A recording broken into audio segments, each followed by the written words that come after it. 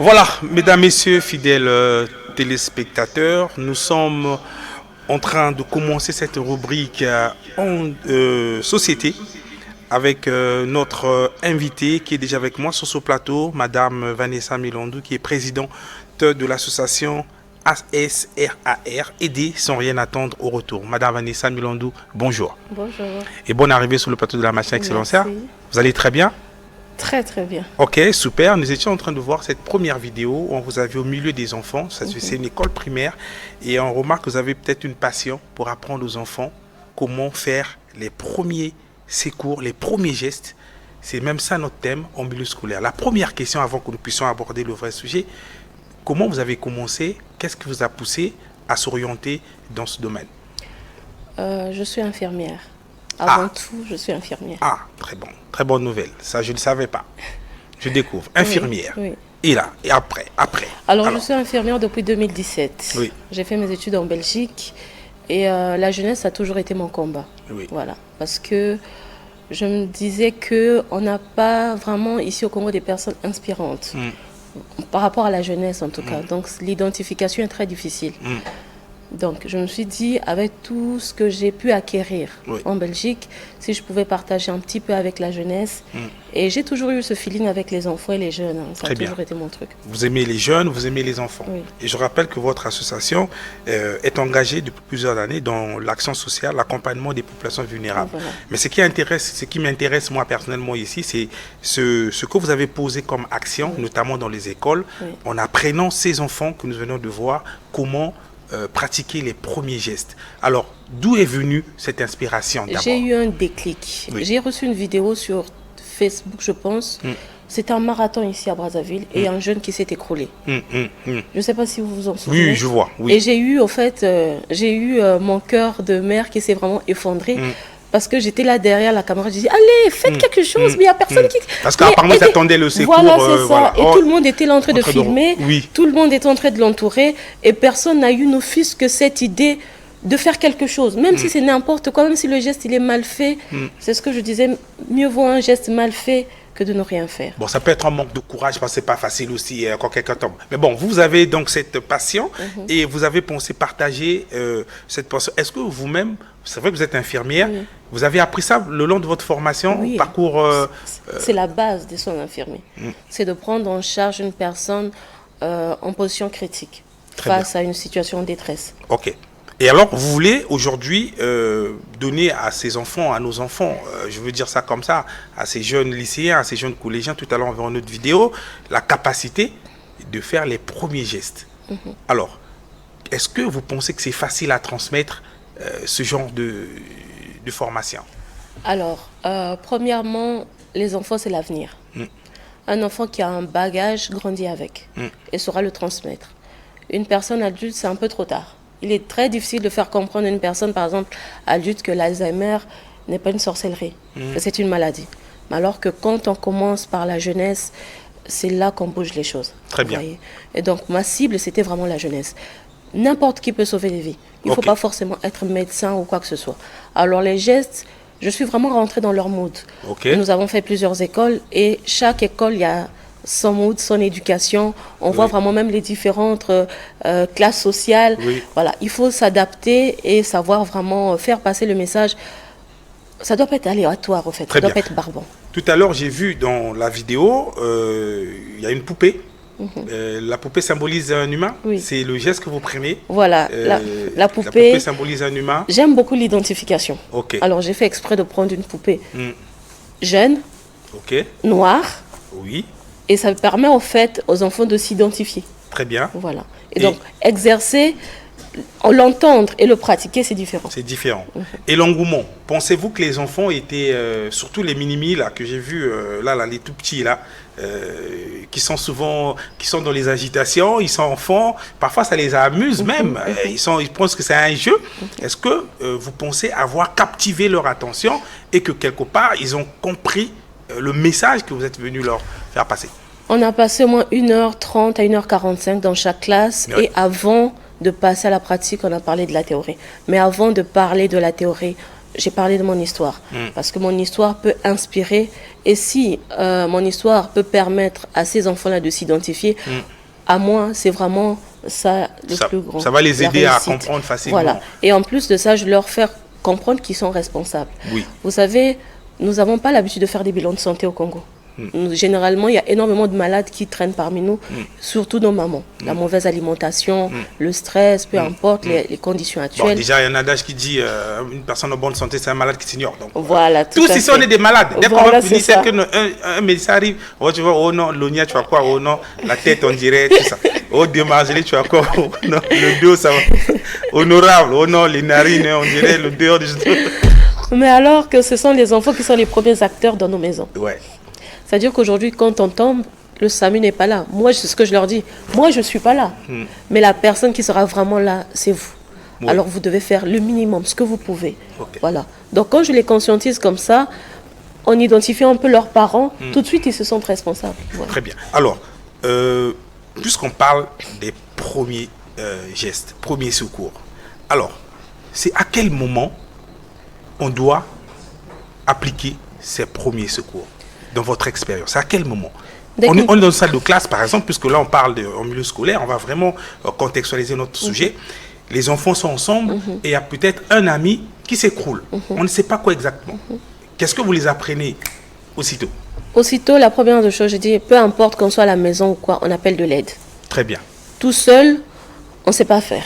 Parce qu'on peut être là, au chevet du patient, de l'élève, de la camarade, mais qui va appeler l'ambulance? Il faut prévenir un adulte. Ils n'ont généralement pas de téléphone, donc il faut s'adapter.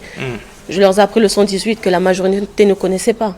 Vous voyez. Donc la première des choses, c'est un numéro, on appelle ça quoi? Un numéro vert, je crois. Un numéro qui peut passer sans crédit. Oui, donc vous appelez le 118 automatiquement. Vous aurez quelqu'un qui va être au bout du fil et vous allez orienter le lieu où se passe l'incident ou l'accident. Voilà. Exactement. La deuxième des choses, c'est qu'on revient au chevet de la personne. On regarde si la personne respire. Parce que la suite des événements dépendra si la personne respire ou pas. Alors, comment identifier la personne respire? Exactement. Moi, je ne connais même pas. Moi aussi, je vais apprendre. Donc, je les apprends à capter le pouls, à palper le pouls. Ok. Alors, à quel niveau? Ici, en dessous, au niveau des carotides. Oui. Ici, il y a une veine, une artère qui passe ici. Vous pouvez aussi prendre ici. Ok. Vous devez sentir un mouvement? Oui, les battements du cœur, on fait ça pulse. Ok. Ici.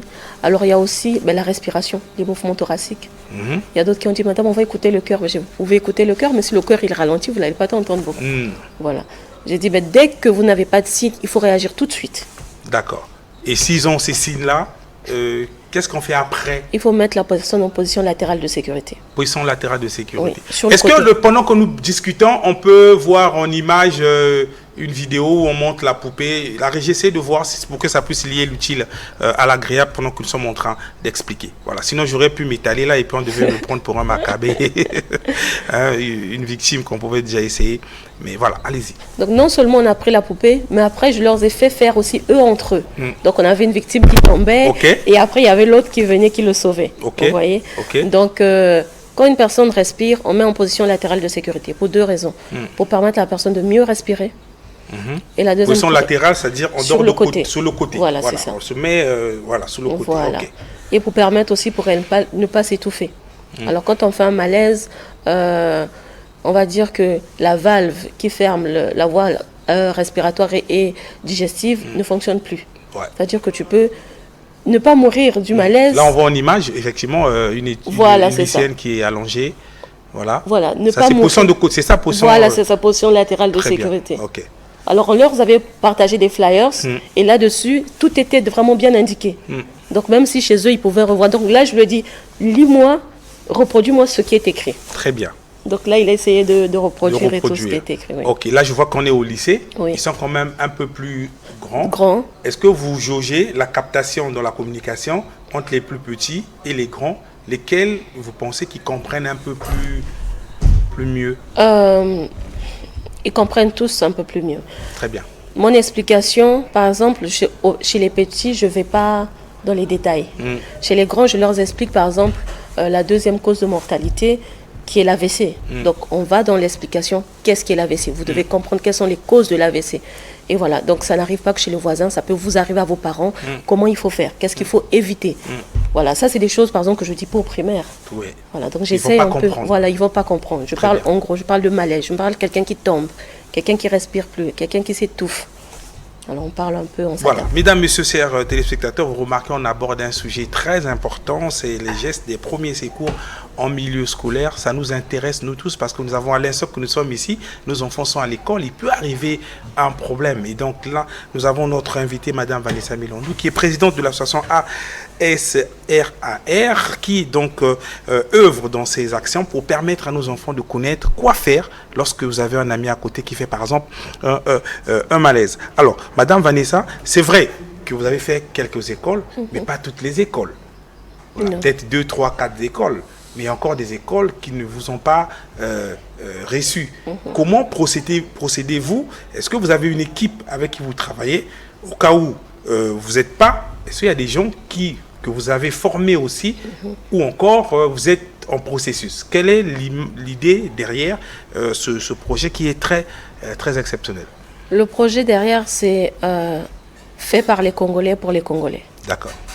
Alors partout où nous sommes passés, nous avons laissé nos contacts, nos coordonnées. Alors c'est un groupe WhatsApp qui va réunir les Congolais pour faire des choses par les Congolais pour les Congolais. Très bien. Alors aujourd'hui, ce n'est pas moi. En fait, mon bonheur, ce n'est pas seulement de m'accaparer de ça, de passer ici. La prochaine fois, j'aimerais que ce soit les jeunes que nous avons transmis quelque chose qui viennent ici représenter l'association. Très bien. Alors moi, je me rappelle quand j'étais au collège ou encore au lycée, par exemple, quand on parlait du VIH-Sida, on nous formait et on devenait, comme on nous appelait déjà, les pères éducateurs. Je ne sais plus si c'est le mot qui s'agissait, mais bon, nous, on nous formait et après, c'était à notre tour de former les amis. Voilà. Est-ce que vous ne voyez pas que dans votre stratégie, le fait déjà que vous partez dans les écoles, vous pouvez sélectionner un groupe d'enfants dans chaque école, les former et eux à leur tour, avec la direction bien sûr en appui, pourront de temps en temps relayer l'information auprès des amis pour que ça soit vraiment quelque chose qui va se pérenniser. Voilà, au fait, justement, on ne force pas. L'objectif c'est on ne force pas. Dès qu'on force, il n'y a plus cet engouement-là. J'ai laissé les coordonnées. Celui qui veut vraiment va m'écrire. Est-ce qu'à un moment donné, cette façon de faire, c'est pas des actions du cœur, c'est pas donner à des personnes qui ont cette façon de penser vraiment à autrui, parce que le métier que vous faites, infirmière, médecin, c'est peut-être qu'aujourd'hui, on a l'impression que d'autres le font sans vocation. Voilà, la preuve, on arrive dans certains cabinets médicaux, le médecin dit non, il a faim, il doit aller manger, pendant que le malade est agonisant. C'est incroyable, on se demande si c'est celui-là, il a la vocation ou comment. Est-ce que ce n'est pas forcément pour des gens qui ont la main sur le cœur, qui sont prêts à se sacrifier pour autrui? C'est ça le côté. Est-ce que ce n'est pas ça le critère sélectif? Justement, je suis passée dans plusieurs écoles. Aujourd'hui, on a reçu une 50aine d'élèves qui nous ont écrit. Et c'est dans cette équipe-là que nous allons former. Parce que ce sont des jeunes. Vous savez, pour écrire à quelqu'un, il faut prendre son numéro, l'enregistrer, mettre son crédit, chercher WhatsApp, l'écrire. Cette démarche-là montre déjà, c'est une sélection naturelle. Très bien. Alors c'est avec cette équipe-là que nous allons travailler. Très bien. Alors c'est une génération consciente Tanawa. Ok. Alors, super, mais étant donné, on va entendre de chuter, nous sommes à la fin. Alors ça, c'est une question un peu qui sort un peu du contexte. Alors, étant donné que vous êtes une association, mais vous ouvrez un peu dans un domaine où il y a des structures habilitées qui sont déjà là. On parlait, tout à l'heure, on a parlé de la Croix-Rouge, qu'on sait qu'il y a une structure bien connue dans ce domaine. Et vu que ça touche aussi la santé, certainement, il y a le ministère de la Santé de la population, parce que la santé publique, c'est tout ça. Est-ce qu'en tant qu'association, vous avez aussi pris attache avec ces structures qui peuvent aussi vous aider dans la mesure de bien véhiculer cette information? Pourquoi pas aller à l'intérieur du pays? Est-ce que vous avez pris ces attaches ou encore c'est une démarche qui va se faire incessamment? C'est vraiment une démarche qui va se faire très bientôt. La première des choses, c'est ce que je disais aux jeunes, peu importe ce que tu fais, si tu veux impacter, les gens doivent le savoir. Très bien. C'est pas derrière la maison qu'on clame le changement. Donc voilà, beaucoup de gens se sont dit, mais pourquoi tu as... J'ai dit énormément, on a fait énormément d'œuvres depuis 10 ans, on n'a jamais vraiment médiatisé ça. Alors nous, notre objectif, ce n'est pas de se vantarder ou quoi que ce soit, c'est de capter. Et c'est d'être, voilà, ce modèle-là. Très bien. Donc normalement, je pense que avec ce que nous avons fait, nous avons attiré de l'attention également. Très bien, très bien. Alors nous, on a été impressionnés par ce sujet parce que c'est important. Moi, en tant que père de famille, et je sais qu'il y a beaucoup de papas qui nous suivent en ce moment, c'est toujours bien que les enfants apprennent certains gestes qui sont importants. Ça peut être à la maison. Un frère peut avoir un souci. Aujourd'hui, on a des enfants qui peuvent plonger dans une bassine d'eau. Il est tout petit et puis il commence à agoniser. Un frère peut savoir comment le prendre. Les enfants entre eux, ils peuvent, voilà, dans les jeux qu'ils font, voilà, frapper l'autre quelque chose. Et moi, je crois que c'est un message très important et je vous en félicite en tout cas. En vous écoutant, je sais que vous êtes à cheval entre le Congo et l'étranger, mais j'espère que vous n'allez pas nous abandonner parce qu'on a besoin de cette intelligence pour nous accompagner. Encore merci d'avoir accepté notre invitation. Qu'est-ce qu'on n'a pas dit? Peut-être qu'il y a un dernier mot à lancer. Voilà. Regardez cette caméra et dites-le. Asrar n'est pas seulement dans la prévention. Nous souhaitons, voilà, mon équipe et moi, créer une association semi-autonome. D'accord. Une association semi-autonome qui dit que voilà, nous ne devons pas passer notre vie à quémander de l'aide à l'étranger. Nous devons créer des structures qui peuvent être capables de venir en aide à notre population, à nos frères et sœurs, par nous-mêmes. Voilà. Raison pour laquelle nous avons créé cette association. Nous œuvrons déjà sur le terrain pour ça. Alors, comment vous contacter? Rapidement, puisqu'on a fini. Sur nos pages, oui. Aider sans rien attendre de retour sur Facebook, sur nos numéros de téléphone 04 436 37 94 94. Vous pouvez répéter 04 436 37 94. Ouais, tout à l'heure, vous avez compris, la voulu dire non, c'est normal, elle est venue en Belgique, la bon dit non, donc elle... voilà. Elle a été colonisée. Voilà, c'est ça. Et sinon, moi, mes pages pour me suivre, c'est Miss Van. Ouais, bon, Miss Van. Bon, ça, j'ai pas voulu dire, mais comme elle vient de le dire, elle est sur les réseaux sociaux, Miss Van, et vous aurez tout le temps de rentrer en contact avec elle pour toutes ces personnes qui veulent bien faire partir de cette aventure, qui est une aventure noble, qui touche à l'humanisme, à l'humanitaire, et c'est très important. Merci, Madame Vanessa. Et nous étions ravis de vous recevoir sur ce plateau. On espère vous recevoir prochainement, peut-être pour aborder un autre type de sujet, touchant par exemple les personnes vulnérables. Tout à fait. Merci à vous et bonne journée. Merci à votre équipe aussi, je pense à Ondongo et d'autres amis. Et pour ceux qui veulent contacter Madame Van, c'est au 04 436 37 94. 04 436 37 94. Vous aurez toutes les informations concernant cette association. Et à tous les parents, n'hésitez pas d'apprendre aussi aux enfants comment faire les premiers gestes de secours. C'est très important car on ne sait jamais à quel moment le danger peut arriver. Je tiens à remercier toute mon équipe avec qui nous avons travaillé aujourd'hui. Merci à Honorable, merci à Réussite, merci à Demar Julie, merci à Rigo Song, merci à Lonia qui va revenir certainement la semaine prochaine. Merci à la grande équipe technique qui nous a accompagnés. Demain, retrouvez Richter Boukaka, vendredi Daniel Makaya. Moi, on se retrouve le mercredi prochain et samedi, vous aurez le Braza Koncheksem Honorable. Comme j'aime toujours le dire, mesdames, messieurs, quelque chose que vous faites dans la vie, soyez toujours excellents. Merci à vous et bonne suite de programme sur DRTV International. Au revoir.